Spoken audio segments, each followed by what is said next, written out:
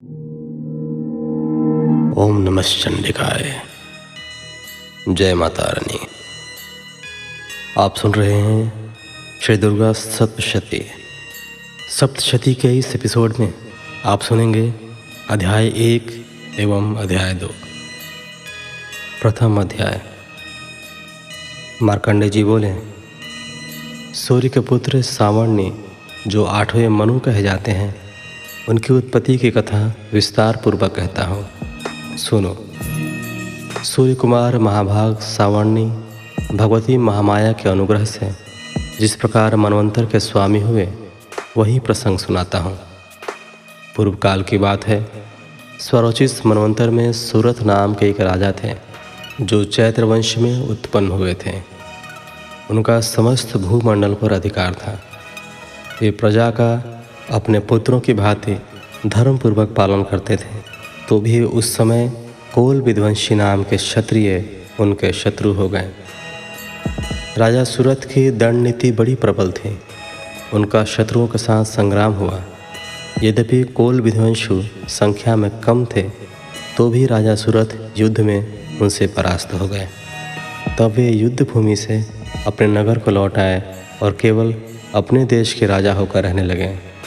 समूची पृथ्वी से अब उनका अधिकार जाता रहा, किंतु वहाँ भी उन प्रबल शत्रुओं ने उस समय महाभाग राजा सूरथ पर आक्रमण कर दिया। राजा का बल क्षीण हो चला था, इसलिए उनके दुष्ट, बलवान एवं दुरात्मा मंत्रियों ने वहाँ उनकी राजधानी में भी राजकीय सेना और खजाने को हथिया लिया।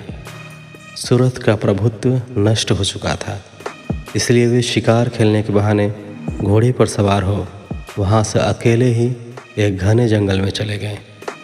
वहाँ उन्होंने विप्रवर मेधा मुनि का आश्रम देखा, जहाँ कितने ही हिंसक जीव अपनी स्वाभाविक हिंसावृत्ति छोड़कर परम शांत भाव से रहते थे।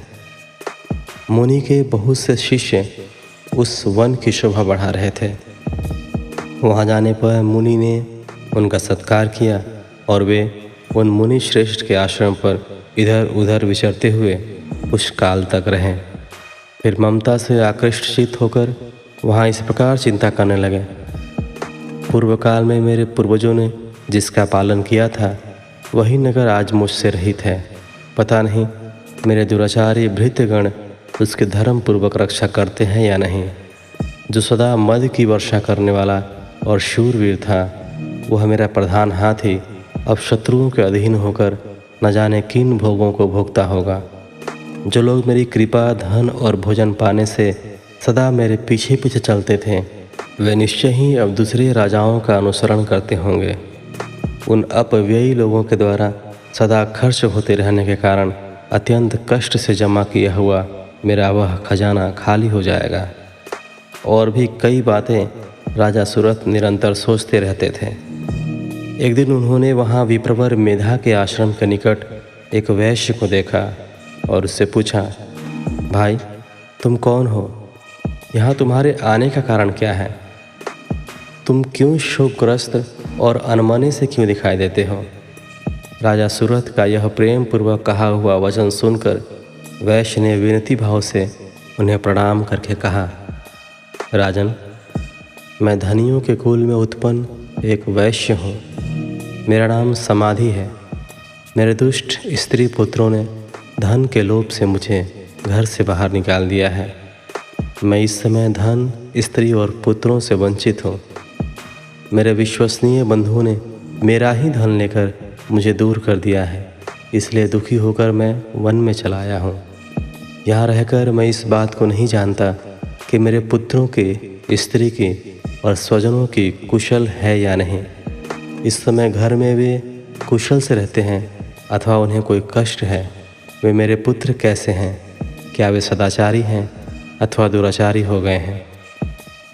राजा ने पूछा, जिन लोभी स्त्री पुत्र आदि ने धन के कारण तुम्हें घर से निकाल दिया, उनके प्रति तुम्हारे चित्त में इतना स्नेह का बंधन क्यों है?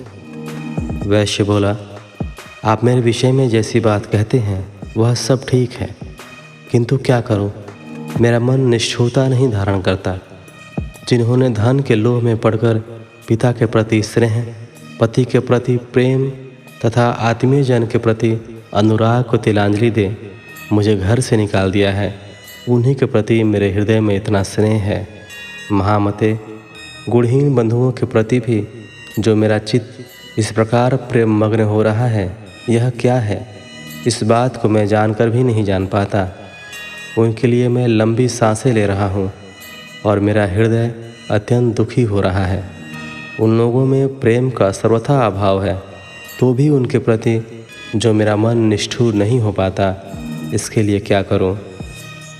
मार्कंडेय जी कहते हैं, ब्राह्मण, तदनंतर राजाओं में श्रेष्ठ सूरत और वह समाधि नामक वैश्य दोनों साथ साथ मेधा मुनि की सेवा में उपस्थित हुए और उनके साथ यथायोग्य न्यायानुकूल विनयपूर्ण बर्ताव करके बैठे।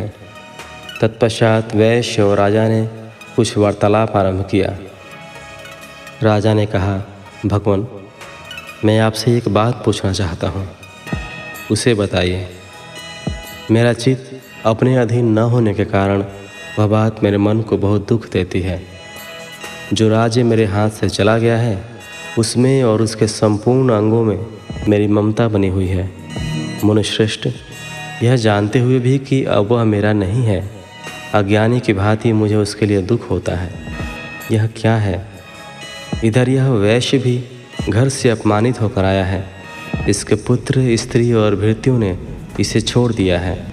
स्वजनों ने भी इसका परित्याग कर दिया है, तो भी यह उनके प्रति अत्यंत हार्दिक स्नेह रखता है। इस प्रकार यह तथा मैं दोनों ही बहुत दुखी हैं। जिसमें प्रत्यक्ष दोष देखा गया है, उस विषय के लिए भी हमारे मन में ममता जनित आकर्षण पैदा हो रहा है।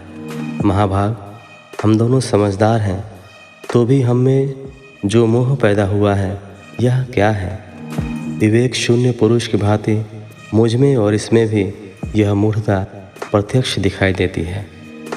ऋषि बोले, महाभाग, विषय मार्ग का ज्ञान सब जीवों को है।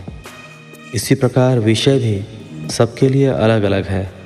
कुछ प्राणी दिन में नहीं देखते और दूसरे रात में ही नहीं देखते, तथा कुछ जीव ऐसे हैं जो दिन और रात्रि में भी बराबर देखते हैं। यह ठीक है कि मनुष्य समझदार होते हैं, किंतु केवल वे ही ऐसे नहीं होते। पशु, पक्षी और मृग आदि सभी प्राणी समझदार होते हैं। मनुष्यों की समझ भी वैसी ही होती है जैसे उन मृग और पक्षियों की होती है, तथा जैसी मनुष्यों की होती है वैसे ही उन मृग, पक्षी आदि की होती है। यह तथा अन्य बातें भी प्रायः दोनों में समान ही है। समझ होने पर भी इन पक्षियों को तो देखो, ये स्वयं भूख से पीड़ित होते हुए भी मोहवश बच्चों की चोंच में इतने चाव से अन्न के दाने डाल रहे हैं। नरश्रेष्ठ, क्या तुम नहीं देखते कि ये मनुष्य समझदार होते हुए भी लोभवश अपने किए हुए उपकार का बदला पाने के लिए पुत्रों की अभिलाषा करते हैं? यद्यपि उन सब में समझ की कमी नहीं है, तथापि वे संसार की स्थिति अर्थात जन्म मरण की परंपरा बनाए रखने वाले भगवती महामाया के प्रभाव द्वारा ममतामय भंवर से युक्त मोह के गहरे गर्त में गिराए गए हैं। इसलिए इसमें आश्चर्य नहीं करना चाहिए। जगदीश्वर भगवान विष्णु की योग निद्रा रूपा जो भगवती महामाया है, उन्हीं से यह जगत मोहित हो रहा है। वे भगवती महामाया देवी ज्ञानियों के भी चित्त को बलपूर्वक खींचकर मोह में डाल देती है। वे ही इस संपूर्ण चराचर जगत की सृष्टि करती हैं, तथा वे ही प्रसन्न होने पर मनुष्यों के मुक्ति के लिए वरदान देती हैं। वे ही पराविद्या, संसार बंधन और मोक्ष की हेतुभूता सनातनी देवी तथा संपूर्ण ईश्वरों के भी अधीश्वरी हैं। राजा ने पूछा, भगवान, जिन्हें आप महामाया कहते हैं, वे देवी कौन हैं? ब्राह्मण, उनका आविर्भाव कैसे हुआ तथा उनके चरित्र कौन कौन हैं? ब्रह्मवेत्ताओं में श्रेष्ठ महर्षि उन देवी का जैसा प्रभाव हो, जैसा स्वरूप हो और जिस प्रकार प्रादुर्भाव हुआ हो, वह सब मैं आपके मुख से सुनना चाहता हूँ। ऋषि बोले, राजन, वास्तव में तो वे देवी नित्य रूपा ही हैं। संपूर्ण जगत उन्हीं का रूप है तथा उन्होंने समस्त विश्व को व्याप्त कर रखा है, तथापि उनका प्राकट्य अनेक प्रकार से होता है, वह मुझसे सुनो। यद्यपि वे नित्य और अजन्मा हैं, तथापि जब देवताओं का कार्य सिद्ध करने के लिए प्रकट होती हैं, उस समय लोक में उत्पन्न हुई कहलाती हैं। कल्प के अंत में जब संपूर्ण जगत एकारणों में निमग्न हो रहा था और सबके प्रभु भगवान विष्णु शेषनाग की शैया बिछाकर योग निद्रा का आश्रय ले सो रहे थे, उस समय उनके कानों के मैल से दो भयंकर असुर उत्पन्न हुए, जो मधु और कैटव के नाम से विख्यात थे। वे दोनों ब्रह्मा जी का वध करने को तैयार हो गए। भगवान विष्णु के नाभि कमल में विराजमान प्रजापति ब्रह्मा जी ने जब उन दोनों भयानक असुरों को अपने पास आया और भगवान को सोया हुआ देखा, तब एकाग्रचित्त होकर उन्होंने भगवान विष्णु को जगाने के लिए उनके नेत्रों में निवास करने वाले योग निद्रा का स्तवन आरंभ किया, जो इस विश्व की अधीश्वरी, जगत को धारण करने वाली, संसार का पालन और संहार करने वाली तथा तेजः स्वरूप भगवान विष्णु की अनुपम शक्ति हैं। उन्हीं भगवती निद्रा देवी की भगवान ब्रह्मा स्तुति करने लगे। ब्रह्मा जी ने कहा, देवी, तुम ही स्वाहा, तुम ही स्वधा और तुम ही वष्टकार हो। स्वर भी तुम्हारे ही स्वरूप है। तुम ही जीवनदायिनी सुधा हो। नित्य अक्षर प्रणव में अकार, उकार, मकार इन तीन मात्राओं के रूप में तुम ही स्थित हो तथा इन तीन मात्राओं के अतिरिक्त जो बिंदु रूपा नित्य अर्ध मात्रा है, उसका विशेष रूप से उच्चारण नहीं किया जा सकता, वह भी तुम ही हो। देवी, तुम ही संध्या, सावित्री तथा परम जननी हो। देवी, तुम ही इस विश्व ब्रह्मांड को धारण करती हो। तुमसे ही इस जगत की सृष्टि होती है। तुम ही से इसका पालन होता है और सदा तुम ही कल्प के अंत में सबको अपना ग्रास बना लेती हो। जगन्मयी देवी, इस जगत की उत्पत्ति के साथ तुम सृष्टि रूपा हो, पालन काल में स्थिति रूपा हो तथा कल्पांत के समय संहार रूप धारण करने वाली हो। तुम ही महाविद्या, महामाया, महामेधा, महास्मृति, महामोह रूपा महादेवी और महासुरी हो। तुम ही तीनों गुणों को उत्पन्न करने वाली सबकी प्रकृति हो। भयंकर काल रात्रि, महारात्रि और मोह रात्रि भी तुम ही हो। तुम ही श्री, तुम ही ईश्वरी, तुम ही ह्रीम और तुम ही बोध स्वरूपा बुद्धि हो। लज्जा, पुष्टि, तुष्टि, शांति और क्षमा भी तुम ही हो। तुम खड़ग धारणी, शूल धारणी, घोर रूपा तथा गदा, चक्र, शंख और धनुष धारण करने वाली हो। बाण, भुशुंडी और परिध ये भी तुम्हारे अस्त्र हैं। तुम सौम्य और सौम्यतर हो।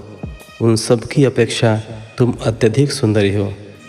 इतना ही नहीं, जितने भी सौम्य एवं सुंदर पदार्थ हैं, उन सब की अपेक्षा तुम अत्यधिक सुंदरी हो। पर और अपर सबसे परे रहने वाली परमेश्वरी तुम ही हो। सर्वस्वरूप देवी, कहीं भी सत असत रूप जो कुछ वस्तुएं हैं और उन सब की जो शक्ति है, वह तुम ही हो। ऐसी अवस्था में तुम्हारी स्तुति क्या हो सकती है? जो इस जगत की सृष्टि, पालन और संहार करते हैं, उन भगवान को भी जब तुमने निद्रा के अधीन कर दिया है, तब तुम्हारी स्तुति करने में यहाँ कौन समर्थ हो सकता है?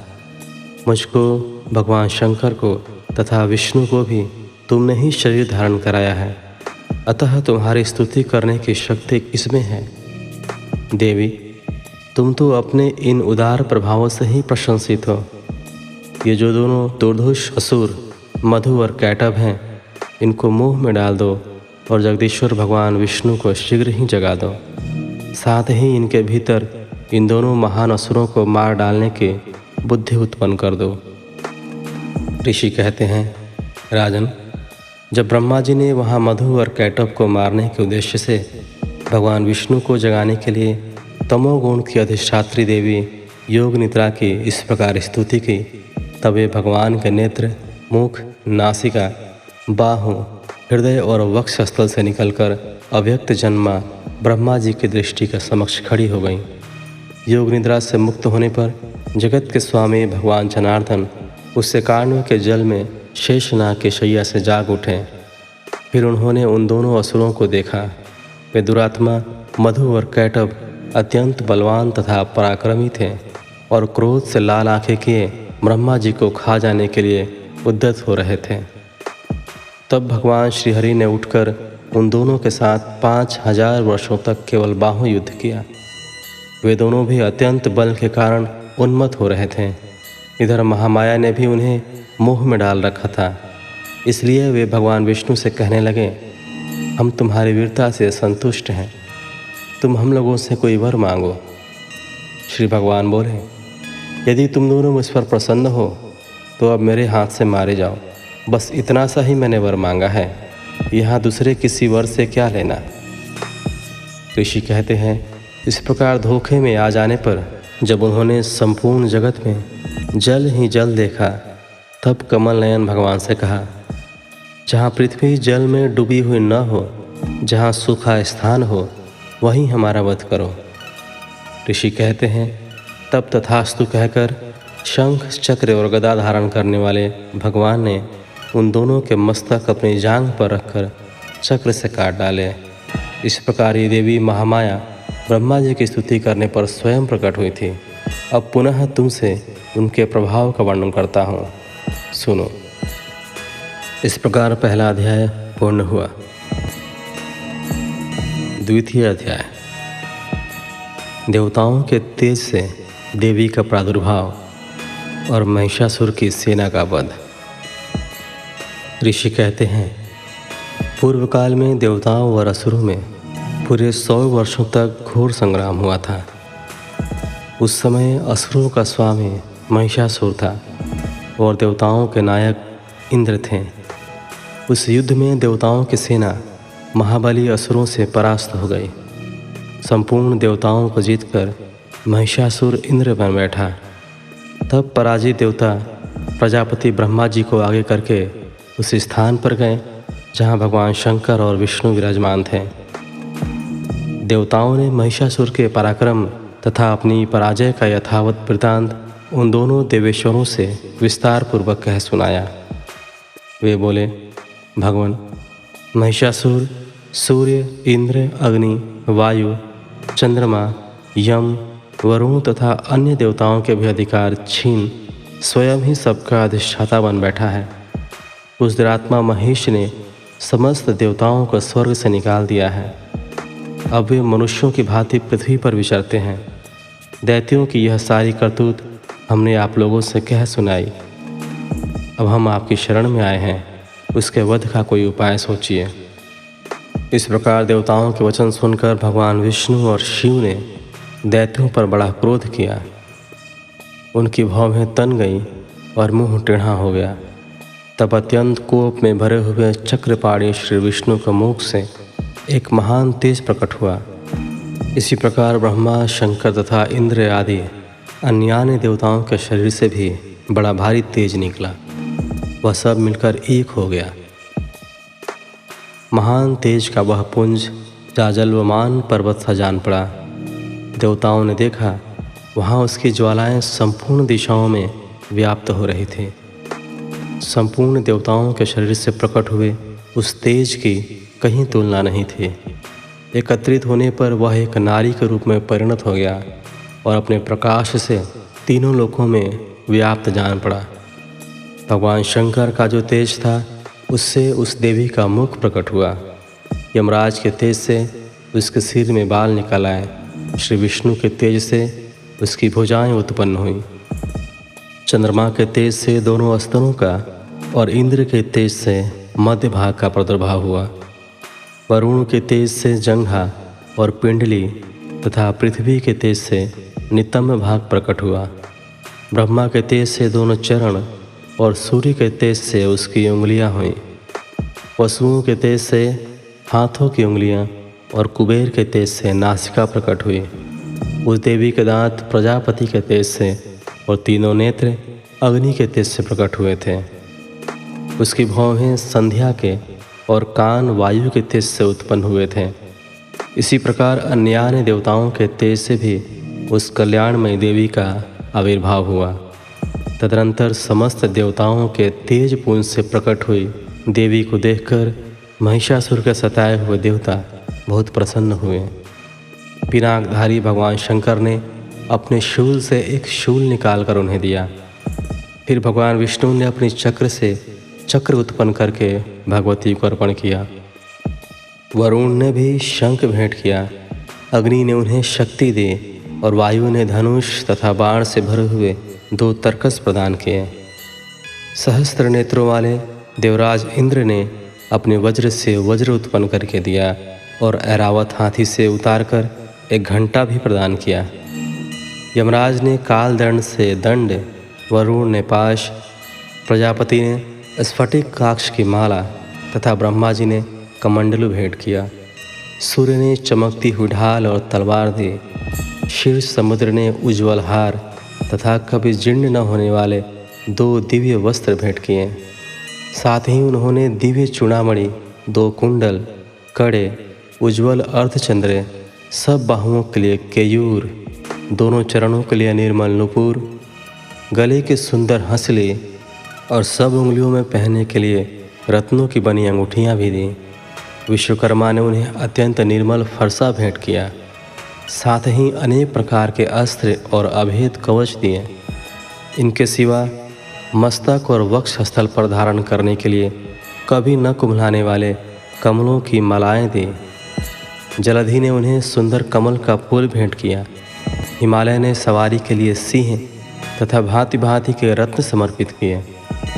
धनाध्यक्ष कुबेर ने मधु से भरा पान पात्र दिया तथा संपूर्ण नागों के राजा शेष ने, जो इस पृथ्वी को धारण करते हैं, उन्हें बहुमूल्य मणियों से विभूषित नागहार भेंट किया। इसी प्रकार अन्य देवताओं ने भी आभूषण और अस्त्र शस्त्र देकर देवी का सम्मान किया। तत्पश्चात उन्होंने बारंबार अट्टहासपूर्वक उच्च स्वर से गर्जना की। उनके भयंकर नाद से संपूर्ण आकाश गूंज उठा। देवी का यह अत्यंत उच्च स्वर से किया हुआ सिंहनाद कहीं समा न सका। आकाश उसके सामने लघु प्रतीत होने लगा। उससे बड़े जोर की प्रतिध्वनि हुई, जिससे संपूर्ण विश्व में हलचल मच गई और समुद्र कांप उठे। पृथ्वी डोलने लगी और समस्त पर्वत हिलने लगे। उस समय देवताओं ने अत्यंत प्रसन्नता के साथ सिंहवाहिनी भवानी से कहा, देवी तुम्हारी जय हो। साथ ही महर्षियों ने भक्ति भाव से विनम्र होकर उनका स्तवन किया।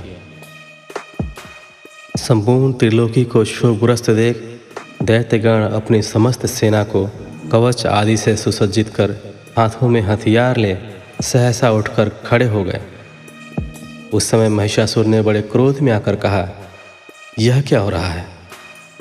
फिर वह संपूर्ण असुरों से घिरकर उस सिंहनाद की ओर लक्ष्य करके दौड़ा और आगे पहुंचकर उसने देवी को देखा, जो अपनी प्रभा से तीनों लोगों को प्रकाशित कर रही थी। उनके चरणों के भार से पृथ्वी दबी जा रही थी। माथे के मुकुट से आकाश में रेखा से खींच रही थी तथा वे अपने धनुष की टंकार से 7 पातालों को शुद्ध किए देती थी। देवी अपने हजारों भुजाओं से संपूर्ण दिशाओं को आच्छादित करके खड़ी थी। तदनंतर उनके साथ दैत्यों का युद्ध छिड़ गया। नाना प्रकार के अस्त्र शस्त्रों के प्रहार से संपूर्ण दिशाएं उद्भाषित होने लगीं। चिक्षुर नामक महान असुर महिषासुर का सेना नायक था। वह देवी के साथ युद्ध करने लगा। चतुरंगणी सेना साथ लेकर चामर भी लड़ने लगा। 60,000 रथियों के साथ आकर उदग्र नामक महादैत्य ने लोहा लिया। 1 करोड़ रथियों को साथ लेकर महाहनु नामक दैत्य युद्ध करने लगा, जिसके रोएं तलवार के समान तीखे थे।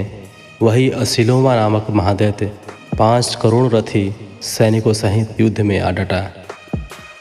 60 लाख रथियों से घिरा हुआ वाशकल नामक दैत्य भी उस युद्ध भूमि में लड़ने लगा।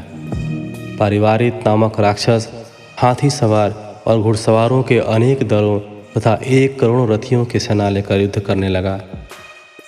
विडाल नामक दैत्य 5 अरब रथियों से घिरकर लोहा लेने लगा। इनके अतिरिक्त और भी हजारों महादैत्य रथ, हाथी और घोड़ों की सेना साथ लेकर वहां देवी के साथ युद्ध करने लगे।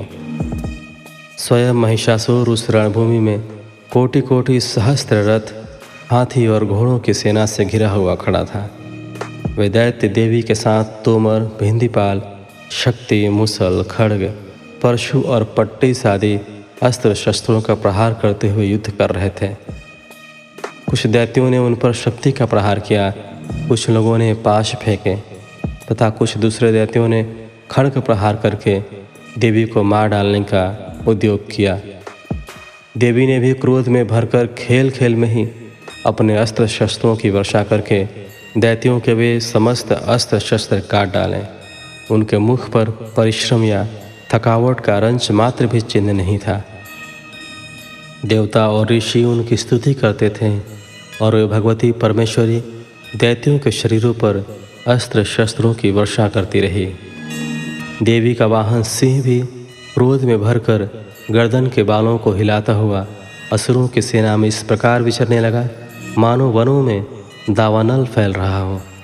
रणभूमि में दैत्यों के साथ युद्ध करती हुई अंबिका देवी ने जितने निःश्वास छोड़े वे सभी तत्काल सैकड़ों हजारों गणों के रूप में प्रकट हो गए और परशु, भिंदीपाल, खड्ग तथा पट्टिश आदि अस्त्रों द्वारा असुरों का सामना करने लगे। देवी के शक्ति से बढ़े हुए वे गण असुरों का नाश करते हुए नगाड़ा और शंख आदि बाजे बजाने लगे। उस संग्राम महोत्सव में कितने ही गण मृदंग बजा रहे थे। तदनंतर देवी ने त्रिशूल से, गदा से, शक्ति की वर्षा से और खड्ग आदि से सैकड़ों महादैत्यों का संहार कर डाला। कितनों को घंटे के भयंकर नाद से मूर्छित करके मार गिराया। बहुतेरे दैत्यों को पाश से बांधकर धरती पर घसीटा। कितने ही दैत्य उनकी तीखी तलवार की मार से दो दो टुकड़े हो गए। कितने ही गदा की चोट से घायल हो धरती पर सो गए। कितने ही मूसल की मार से अत्यंत आहत होकर रक्त वमन करने लगे। कुछ दैत्य शूल से छाती फट जाने के कारण पृथ्वी पर ढेर हो गए। उस रणांगण में बाण समूहों की वृष्टि से कितने ही असुरों की कमर टूट गई। बाज की तरह झपटने वाले देव पीड़क दैत्यगण अपने प्राणों से हाथ धोने लगे। किन्हीं की बाहें छिन्न भिन्न हो गईं, कितनों की गर्दनें कट गईं। कितने ही दैत्यों के मस्तक कट कट कर गिरने लगे। कुछ लोगों के शरीर मध्य भाग में ही विदीर्ण हो गए। कितने ही महादैत्य जांघें कट जाने से पृथ्वी पर गिर पड़े।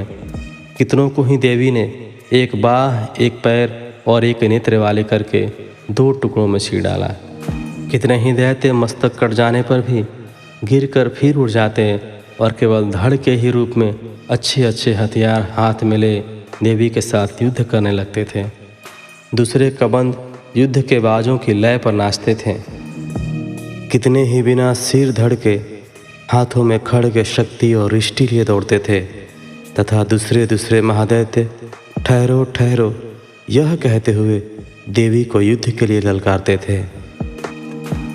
जहाँ वह घोर संग्राम हुआ था वहाँ की धरती देवी के गिराए हुए रथ, हाथी, घोड़े और असुरों की लाशों से ऐसी पट गई थी कि वहाँ चलना फिरना असंभव हो गया था।